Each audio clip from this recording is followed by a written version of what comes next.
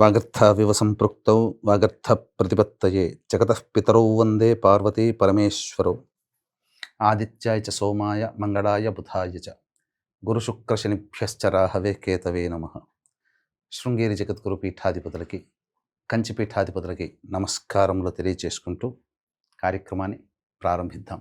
వీక్షించేటువంటి ప్రేక్షకులకి శుభాభినందనలు. ఇప్పుడు ప్రపంచమంతా కూడా అన్రెస్ట్లో ఉంది. ప్రతి ఇంట్లో ఏదో ఒక సమస్య. ముఖ్యంగా చాలామంది కుటుంబాలలో వివాహ సమస్య. వివాహం కాక ఎన్నో ప్రయత్నాలు చేసినా పిల్లలకి మంచి సంబంధాలు దొరకటం లేదు. ఎన్నో సంబంధాలు వస్తున్నాయి కానీ పిల్లలకి తగ్గ సంబంధాలు దొరకట్లేదు. చాలామందికి డైవోర్స్లు అయినాయి. మళ్ళీ 2, 3 పెళ్ళిళ్ళు జరగడానికి అడ్డంకులుగా ఉన్నాయి. అంతేకాకుండా మంచి సంబంధాలు ఎన్ని తెచ్చినా పిల్లలు ఇప్పుడు కాదని దాటవేస్తున్నారు. అటువంటి వారి కోసం ఒక అద్భుతమైనటువంటి పరిహారము. పైగా ఈ కార్యక్రమాన్ని ఆశాంతం వీక్షించే ప్రయత్నం చేయండి. ఎందుకంటే ఒక అద్భుతమైనటువంటి రోజు గురించి మీకు తెలియచేయబోతున్నాను. కేవలం పరమేశ్వరానుగ్రహము చేత, పరమేశ్వర సంకల్ప ప్రభావము చేత ఒక గొప్ప మహిమాన్వితమైనటువంటి రోజు గురించి ఈ మధ్యకాలంలో నేను తెలుసుకున్నాను. అనగా సంక్రాంతి సెలవుల్లో.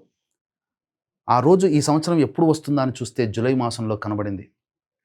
ఇటువంటి రోజు ఇంకా భవిష్యత్తులో ఎప్పుడు వస్తుందని చూస్తే 2053లో వస్తుంది, 2070లో వస్తుంది. 1885వ సంవత్సరం నుంచి 2110 సంవత్సరం వరకు చూస్తే కేవలం 9 సార్లు మాత్రమే వచ్చింది.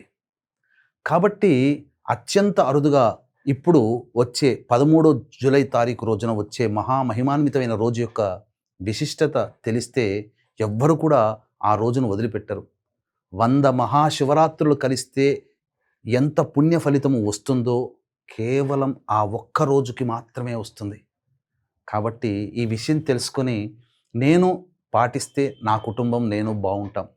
కానీ గురుస్థానంలో కూర్చున్నాను. అందరికీ ఈ యొక్క విషయం తెలియాలి. అందరూ బాగుండాలి. మీరు బాగుంటే, సంతోషంగా ఉంటే పరమేశ్వరుడు మీ సంకల్పం నెరవేరడానికి నన్ను సమిధిగా వాడుకున్నాడని చాలా సంతోషిస్తాను. ఎందుకు చెప్తున్నానంటే ఎంతో ఉద్వేగముతో, ఎంతో సంతోషముతో, ఆనందముతో ఈ విషయాన్ని మీతో పంచుకోవడానికి సిద్ధపడ్డాను. కాబట్టి ఈ కార్యక్రమం ఆశాంతం వీక్షించండి. ఆ రోజు శివానుగ్రహం కోసం ఏం చెయ్యాలి? ఎందుకంటే శివాజ్ఞ లేనిదే చీమైన కుట్టదు. ఆ పరమేశ్వర సంకల్పం ఉంది కాబట్టే నాకు తెలిసింది. ఈ తెలిసిన విషయం 10 మందికి తెలియచేయాలనే సంకల్పం కాబోలు పరమేశ్వరుడు నా ద్వారా చెప్పిస్తున్నాడు. కాబట్టి ఈ కార్యక్రమం వినడం, ఈ కార్యక్రమంలో చెప్పిన విషయాన్ని ఆశాంతం ఆకలింపు చేసుకుని ఆ పరిహారం చేయడం వరకు మీ వంతు. కానీ అత్యంత శీఘ్ర ఫలితము ఆ పరమేశ్వరుడు దగ్గరుండి కార్తీక మాసంలో మీ సంకల్పం నెరవేరుస్తాడు అని చెప్పడంలో ఏమాత్రం సందేహం లేదు. ఇక వివరాల్లోకి వెళ్ళిపోదామా? వివాహ సమస్య. ప్రతి ఇంటిలో కూడా ఈ యొక్క సమస్య ఎక్కువై కూర్చుందండి. కాబట్టి ఈ వివాహ సమస్యకి సంబంధించి శివానుగ్రహం కోసం ఏం చెయ్యాలి? 13 జూలై రోజున వస్తుంది. శివుడికి జన్మ నక్షత్రమైన ఆరుద్ర నక్షత్రం. శివుడికి అత్యంత ప్రీతికరమైన వారము సోమవారము. శివుడికి సంబంధించినటువంటి తిథి కృష్ణపక్షము చతుర్దశి తిథి, మాస శివరాత్రి. ఈ 3 అత్యంత అరుదుగా కలిసి వచ్చాయి. కాబట్టి ఇక ఆ రోజున మీరేం చెయ్యాలి అనేటువంటి విషయం గురించి తెలియచేస్తాను. ఎందుకంటే ఏ సమస్యకైనా 2 రకాల పరిష్కారాలు. ఒకటి మానవ పరిష్కారం, మీకు మీరుగా చేసుకోగలిగేటువంటిది. దైవ పరిష్కారం అంటే దైవం మంత్రాధీనం, తన్మంత్రం బ్రాహ్మణాధీనం. కాబట్టి బ్రాహ్మణుల ద్వారా ఈ కార్యక్రమం ఏ విధంగా నిర్వహించుకోవాలి? అందుకనే గత 2 దశాబ్దాలుగా మీరు చూస్తున్నారు. అత్యంత నియమనిష్టలతో, నిజాయితీతో ఎన్నో కార్యక్రమాలు మీ బాగు కోసం చేయించడం జరిగింది. ఆదరించారు కూడా. కాబట్టి దీన్ని దృష్టిలో పెట్టుకొని మీకు అందరికీ మంచి జరగాలనే సదుద్దేశంతో 13 జూలై రోజున అరుణాచల క్షేత్రంలో కానీ, శ్రీకాళహస్తి క్షేత్రంలో కానీ మీ జాతకరీత్యా కలుగు విద్య, వివాహ, ఉద్యోగ, దాంపత్య, అనారోగ్య సమస్యల నివారణకి, అలాగే మేష, మిథున, కర్కాటక, సింహ, కన్య, వృశ్చిక, ధనస్సు, కుంభ, మీనరాశుల్లో జన్మించిన వారికి శనిదోష నివారణ. ఇప్పుడు ఆన్లైన్ సర్వీస్లో చాలామంది అనేక రకాలుగా చేయిస్తున్నారు. ఎవరు చేయిస్తున్నారో, ఎలా చేయిస్తున్నారో తెలియదు. వీడియోలు మాత్రం వస్తాయి. కానీ ఒక వ్యక్తిగా నిబద్ధతతో 2 దశాబ్దాల కాలంగా నేను చేయిస్తున్నాను. అనేక కార్యక్రమాలు ఇప్పుడు ఇందులో ఉన్నాయి. కేవలం ఒక్క హోమమే కాదు. ఆరోగ్యం కోసం మృత్యుంజయ హోమం, అలాగే వివాహ ప్రాప్తికి, ధనాభివృద్ధి, జనాకర్షణ, ధనాకర్షణ, పదవీ యోగానికి లక్ష్మీ హోమము, స్వయంవరకళా హోమము, అలాగే నరదృష్టి, నరఘోష, ప్రయోగ బాధలు, కోర్టు సమస్యలు, శత్రుబాధల నివారణకి సుదర్శన హోమం. అలాగే ప్రధానంగా ఇప్పుడు కాలసర్పదోషంలో నడుస్తుంది. గత 2 నెలలుగా కాలసర్పదోషం. ఎవరైతే కాలసర్పదోషంలో జన్మించి ఉన్నారో గత 2 నెలలుగా, ఇక గత కొన్ని సంవత్సరాలుగా కాలసర్పదోషంలో జన్మించిన వాళ్ళు ఉంటారు కదా, ఆ దోష నివారణకి రాహుకేతు హోమాలు, మరియు గురువు కర్కాటక రాశిలో సంచారం చేస్తున్నాడు. కాబట్టి మేష, వృషభ, కర్కాటక, సింహ, అలాగే ధనుస్సు, కుంభరాశుల్లో జన్మించినటువంటి వారికి ఈ యొక్క దోష ప్రభావం ఎక్కువగా ఉంటుంది, గురుదోషం. ఆ దోష నివృత్తికి గురుదోష నివారణ హోమాలు. అకాడమిక్ ఇయర్ ప్రారంభమైంది ఇప్పుడు పిల్లలకి. కాబట్టి సరస్వతి అనుగ్రహం కోసం సరస్వతి దక్షిణామూర్తి హోమాదులు, అలాగే ఉద్యోగం కోసం హోమాదులు, దాంపత్యం కోసం హోమాది కార్యక్రమాలు. ముఖ్యంగా గత జన్మ కర్మదోషాలు ఉండడం వల్ల సమస్యలు ఉంటాయి కాబట్టి గత జన్మ కర్మదోష నివారణకి తిలసహిత రుద్రహోమం జరిపించి కరుంగలి మాల ఇవ్వడం జరుగుతుంది. ఇది అమృత ఘడియలైనటువంటి సాయంకాలం 4 గంటలకి ప్రారంభమవుతుంది 13వ తారీఖు రోజున. కాబట్టి కేవలం 54 మందికి మాత్రమే ఈ కార్యక్రమంలో అవకాశం ఉందండి. కాబట్టి వీలైనంత త్వరగా 13వ తారీఖు మధ్యాహ్నం 3 గంటల లోపల ఈ కార్యక్రమంలో మీ గోత్రనామాదులు నమోదు చేసుకోవచ్చు. ఇక ఎక్కువ మంది నమోదు చేసుకున్నట్లయితే ఎక్కువ మంది బ్రాహ్మణులను పెట్టి శాస్త్ర సహితముగా ఈ యొక్క కార్యక్రమాన్ని నిర్వహించడం జరుగుతుంది. వీడియోలు కూడా పంపించడం జరుగుతుంది. ఇక వివరాల్లోకి వెళ్ళినట్లయితే వివాహ దోష నివృత్తికి ఈరోజు ఏం చేయాలి? ముందుగా చక్కగా మారేడు దళాలు ముందు రోజు శుభ్రపరిచి పెట్టుకొని, దానిమ్మ పుల్ల కలములో కుంకుమను నీటిలో కలిపి శ్రీరామ అనే అక్షరం రాసి పెట్టుకోవాలి. గరిక పోచల్ని దగ్గర పెట్టుకోవాలి. ఆ రోజంతా కూడా ముందు రోజు ధూమపానము, మద్యపానము, మాంసాహారము, దాంపత్యము పనికిరాదు. ఉదయాన్నే లేచి కాలకృత్యాదులు తీర్చుకొని సూర్యుడికి నమస్కారం, సూర్యాష్టకం 6 సార్లు పారాయణం చేసి శివచిత్ర పరివార పటానికి మల్లెపూలు, జాజిపూలమాల వేసి ఆవునేతితో దీపారాధన చేసి శివ సహస్రనామ పారాయణం, దుర్గా అష్టోత్తర పారాయణం పఠించాలి.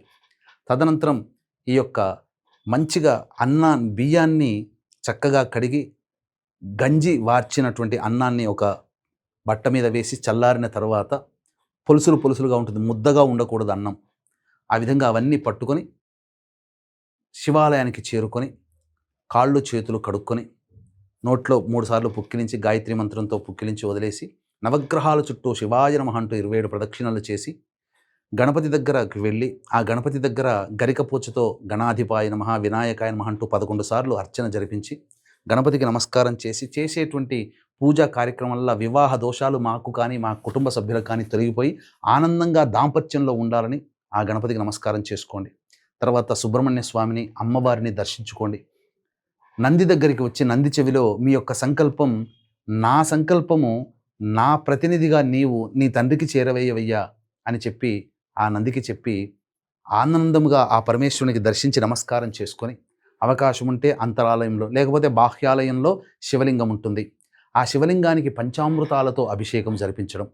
తదనంతరం ఇక పటిక బెల్లము, నవబోద్గడ్డ, మిశ్రి అంటారు, వాటిని మెత్తగా దంచి ఆ పొడిని నీటిలో వేసి ఆ నీటితో ఈశ్వరునికి అభిషేకం జరిపించి తెచ్చుకున్నటువంటి వండి వార్చినటువంటి అన్నము ఉంటుంది కదా, చల్లబడుతుంది కదా, ఆ అన్నంతో కూడా ఈశ్వరునికి అభిషేకం జరిపించి గన్నేరు పూలు, మల్లెపూలతో అర్చన చేయాలి.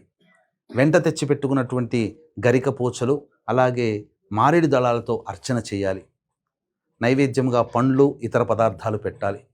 ఆ పరమేశ్వరుని సంకల్పం, పరమేశ్వరునికి మీ యొక్క సంకల్పాన్ని నెరవేర్చాలి. ఇక చాలు, మీరు చేయాల్సిందల్లా ఇది.